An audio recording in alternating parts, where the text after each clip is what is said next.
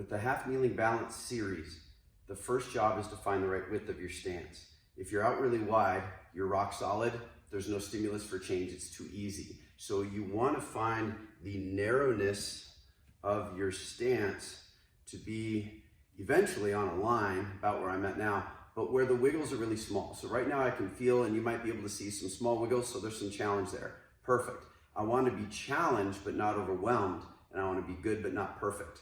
That sweet spot allows for motor control training. So here I am, and just being here is a challenge. Now, we will take away visual input by closing one eye and then the other eye. Then we'll make it challenging by adding additional inputs that your body has to filter through by way of turning your head side to side. Then we can combine them by closing one eye and turning your head. That's harder yet. And of course, both eyes. You want to keep the wiggles small. You're training in the right zone if you are. If you're losing your balance and someone across the room can see that you're losing your balance, you've essentially created the perception of threat as far as your body is concerned, and you're not going to improve much at all, so you're wasting your time. Make it easier, keep the wiggles small. If there's no wiggles at all, make it harder. There should be some. Now, eventually you get to the point where this doesn't feel like too much of a challenge. Then you come off the ground and get into a split stance. When I'm in half kneeling, the injured side is down. When I'm in split stance, the injured side can be in the front or the back. There's going to be benefits to both. But the same process, figure out the width of your stance. So if I'm really narrow, it's hard. If I'm really wide, it's easy. Find the width where the wiggles are small. So here I am, pretty minimal wiggling, same process. Just hang out, close one eye, spend some time with the other eye, two eyes open but head turns, and then one eye open, and then switch eyes. And there you go. That's the series up to this point. But you still need to get to the point where you can own it in single leg.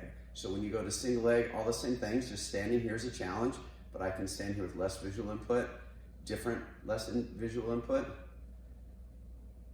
head turns, and then one eye closed, head turns. And of course the other eye too.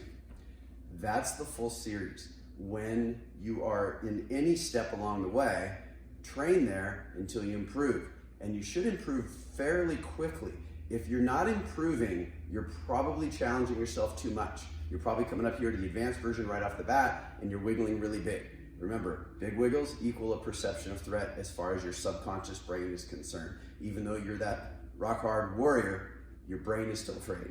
And the brain rules all. And so you will not make substantive changes in your ability if you're trying to train through a perception of threat. So make it challenging. You want to be challenged, not perfect, and you want to be challenged, not overwhelmed. Find that sweet spot. If you're in school, you're getting about a B, okay? So if you can train your levels there, start at a B, get to where it's an A. When it's an A, then you go to the next level up until you're here and you're doing the eyes closed, head turn, all that, and you're pretty solid. Then you're money. So that's the series. Enjoy.